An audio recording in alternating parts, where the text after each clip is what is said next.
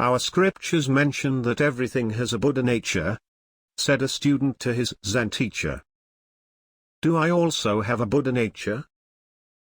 No, you do not, replied the teacher. Do rivers, trees, and mountains have a Buddha nature? Rivers, trees, and mountains have a Buddha nature.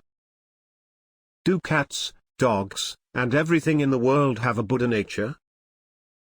Yes. Cats, dogs, and everything in the world have a Buddha nature. If everything in the world has a Buddha nature, why don't I have a Buddha nature? Asked the confused disciple. Because you are asking,